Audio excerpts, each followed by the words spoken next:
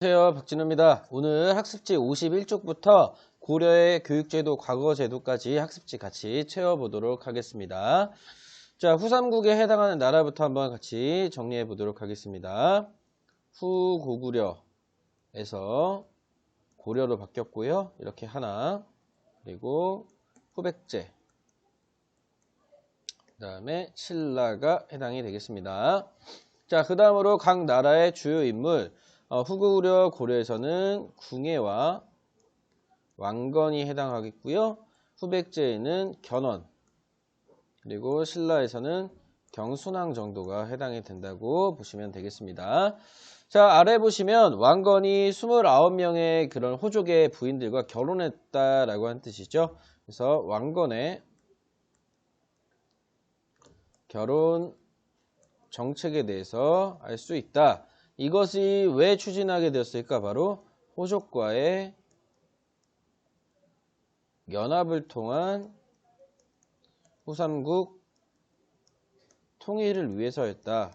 또한 나라의 안정을 위해서였다라고 볼 수 있겠습니다. 이렇게 정리할 수가 있겠습니다. 자, 아래로 가보도록 하겠습니다. 자, 그래서 그 다음 부분, 누가 후삼국을 통일하다? 바로 고려, 후삼국을 통일하다라고 할 수 있겠죠. 엄청 지난 시간에 우리가 배웠듯이 신라의 힘이 약해지면서 삼국시대로 돌아갔습니다. 이 시대가 바로 후삼국 시대였다라고 할 수 있겠고요. 특히 신라를 제외한 두 나라를 이끌었던 3명의 인물의 공통점은 바로 호족 출신이었다라고 하는 거죠. 그래서 승자였던 고려의 입장에서 후삼국 통일 과정을 살펴보도록 하겠습니다. 송악의 세력과 왕건은 궁예 부하가 되면서 나주를 점령하는 등 엄청난 인기 스타가 되는데, 궁예 같은 경우에는 관신법을 통해서 인기가 점점 낮아지고 있었다. 그래서 왕건은 신하들과 함께 궁예를 제거하고 고려를 건국하게 됩니다. 이렇게 새로운 나라를 세우고 왕건은 자신의 근거지인 송악으로 수도를 옮기고 나라를 운영해 나간다. 누구와 함께? 바로 호족과 함께였다. 그리고 치열한 전투가 벌어집니다. 누구와? 후백제의 견원과 치열한 전투가 싸웠죠. 그 이유는 바로 후삼국의 패권 다툼 때문이었습니다. 반면에 친구 관계를 유지합니다. 바로 신라와 그런 관계를 유지하죠. 그 이유는 바로 가장 약했던 신라이기 때문에 보호의 목적이 있었고요.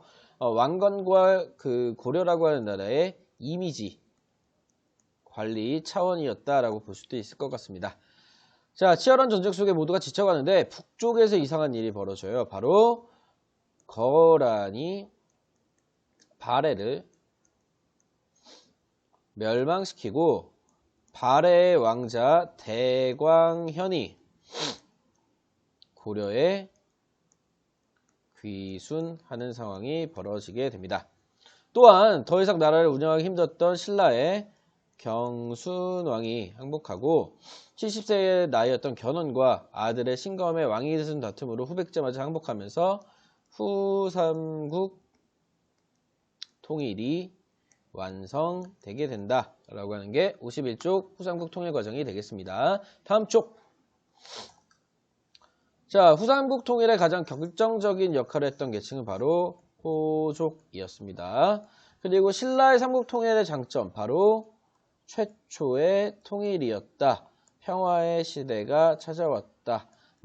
신라 같은 경우에는 어쩔 수 없는 선택이었다라고 하는 것들 등등이 있을 겁니다. 신라의 삼국 통일의 단점은 자주적이지 못했다. 외세의 도움을 받았다. 영토를 많이 잃었다라고 하는 점이 있겠죠. 이에 비해 고려의 장점은 전 세력을 포함한 모두의 통일이었다라고 하는 점과 외세의 도움을 받지 않은 자주적 통일이었다라고 하는 이런 장점들이 있을 겁니다. 자, 그래서 태조 같은 경우에는 나라를 이제 삼국시대를 통일하고 그 이유를 어떻게 이끌어 나갈 건지 다양한 정책들을 펼치게 됩니다. 바로 첫 번째로 북진정책. 그 이유는 고구려를 계승했기 때문에 나라 이름 자체가 고려죠. 그래서 발해를 멸망시켰던 거란을 배척하고요. 고구려의 수도였던 서경을 중시하고 서경을 중시하면서 이 지역까지 영토를 확장시키게 됩니다. 그리고 호족들을 포섭하기 위해 호족들의 여자들과 딸들과 결혼하고요. 왕치성을 내리고 관직과 토지를 수여합니다. 하지만 얘네들이 너무나 어깨가 으쌰으쌰 올라가기 때문에 호족들을 견제할 필요가 있습니다. 지방은 니네들이 책임져. 사심관 제도 그리고 호족의 자제들을 수도에 인질로 남겨놓는 기인 제도가 있습니다. 그리고 백성을 구제하기 위해 세금을 감면해주는 그런 정책들도 하고요. 민족통합 정책으로 후백제, 신라뿐만 아니라 발해 유민들까지 포섭하게 됩니다. 자, 다음 왕건이 죽으면서 남긴 것이 바로 훈요 10조가 되겠는데요. 훈요 10조 내용 1조부터 좀 살펴보겠습니다. 불교를 중시하고 사찰을 많이 세우자라고 하는 불교 강조. 도선 자체가 스님이기 때문에 불교와 풍수지설을 함께 잘 키워나가자라고 하는 거. 왕위는 맏아들이 있지만 다른 아들 중에서 고를 수 있다. 왕위, 계승, 원칙을 이야기하고 있습니다. 중국의 풍습을 억지로 따르지 말고 거란을 배척하는 정신, 그래서 자주성을 보여줄 수 있는 그런 의식이 바로 사조. 서경 중시 북진, 그 다음에 연등회와 팔간의 불교, 그리고 팔간회에는 하늘의 제사를 지내는 의식이 있기 때문에 도교적 성격도 있습니다. 바른 말을 받아들이고 남을 헐뜯는 말을 하지 말 것. 이거 같은 경우에는 뭐 그렇다는 거고, 8조는 촬영 남쪽과 공주강 밖의 사람들은 후백제인들이에요. 후백제인들을 경계하라 라고 하는 뜻이고요. 관리의 그런 청렴을 이야기하는 것이 바로 9조와 10조가 되겠습니다. 그래서 불교를 중시하는 것은 바로 풍수지설과 다양한 종교를 인정해라 라고 하는 거 1조, 2조, 그 다음으로 6조가 되겠고요. 북진정책, 거란을 배척하는 4조와 서경중시 5조. 주체적인 관점에서 외날 분할을 받아들이고자 하였다. 바로 4조가 되겠습니다. 이렇게 52쪽 정리 끝. 53쪽. 자, 광종과 송종으로 가보도록 하겠습니다. 호족에 대한 입장이 고마움에서 부담감. 통일할 때는 좋았지만 그들의 어깨가 너무 올라가기 때문에 통일에 도움을 주었지만 그들 세력이 너무나 커져서 라고 할 수 있겠죠. 그래서 광종 전 태조가 죽은 이후부터는 왕위 계승 문제에 굉장히 호족들이 많이 참여하고 신경전을 벌였다라고 하는 얘기를 했었습니다. 자, 다음 왕권 강화 정책에는 바로 경제 기반 약화, 노비안건법이 되겠죠. 노비안건법. 그래서 노비안건법이고요. 호족들이 가만히 있었을까? 이것이 가능했던 이유는 바로 왕권이 엄청나게 강했기 때문이네요. 그리고 호족들의 노비는 유사시 군사로도 활성했기 때문에 노비안건법의 노비가 풀려나면은 호족의 경제력, 군사력이 약화되게 되고 국가적으로는 양인이 많아지기 때문에 세금을 확보할 수 있습니다. 자, 다음 그 다음으로 실시한 것이 바로 과거제가 되겠고요. 잠시 올라가야겠네요. 기역에 들어갈 세력은 누구인가 라고 되어 있는데요.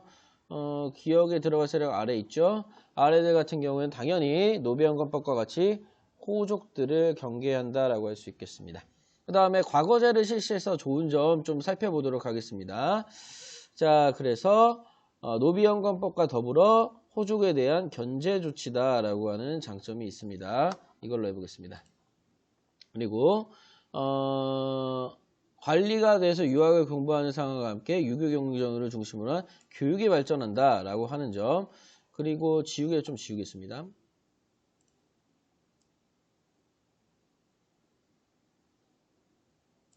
그리고 또한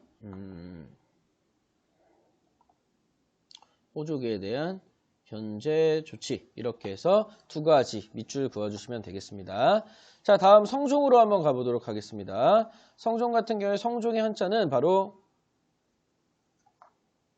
잠시만요. 성종의 성자는 바로 이룰 성자가 되겠습니다. 체제를 이루었다 라고 할 수 있어요. 그래서 최승로의 시무 28조와 함께 보시면 되겠는데요.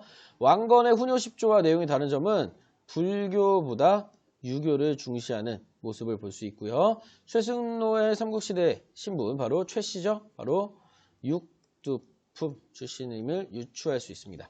그리고 7조, 13조, 20조를 정리하자면 나라 운영은 유교 그리고 내면 수양은 불교로 하자라고 하는 이야기를 최승로의 시무 28조에서 이야기하고 있습니다. 몇 쪽이죠? 54쪽으로 가보도록 하겠습니다. 중서문화성의 역할은 정책, 회의, 결정하는 기구가 되겠습니다. 그래서 현재와 유사한 기구로는 좀 애매한데요. 행정부 그리고 국회 정도로 생각하시면 될 것 같습니다. 상서성 같은 경우에 정책을 실행하는 역할이 되겠습니다. 그래서 이 기구는 현재 각 부처와 유사하다라고 생각할 수 있겠죠. 중초원 같은 경우에 왕명 전달 그리고 군사 기밀을 담당합니다. 그래서 현재 비서실장과 유사하다라고 할 수 있겠습니다. 어사대는 관리, 감찰을 하죠. 그래서 현재 유사한 기구는 감사원 정도다 할 수 있겠습니다. 3사는 경제기구죠.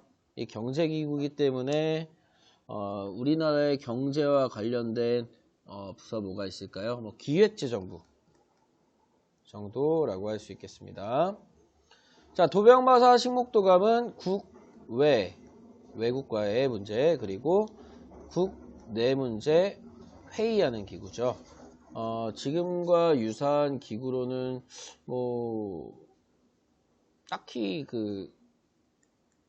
딱히 떠오르는 건 없는데요. 각 부서와 고위 관료 회의 정도라고 할 수 있겠네요. 자, 그렇게 정리할 수 있고요. 다시 아래쪽 지방제도 오도와 양계로 갈 텐데요. 안찰사에는 오도, 병마사는 양계가 되겠고요. 행정적 역할, 군사적 역할, 오도에는 주현군, 양계는 주진군, 경기에는 2군 6위가 해당하겠습니다. 수도 근처. 자, 그 다음에 주현보다 속현이 많은데 주현에다가만 지방관이 파견된다라고 하는 게 키포인트가 되겠습니다. 그리고 향소부곡이라고 하는 특별행정구역이 있죠. 특별행정구역 양인보다 세금을 많이 낸다라고 하는 거. 잠시만요. 세금을 많이 내고 또 추가적으로 거주 이전 자유가 없습니다. 향부곡은 농업, 소는 수공업 중심, 각 지방행정실무는 향리가 담당합니다. 이 정도 지방행정제도 볼 수 있습니다.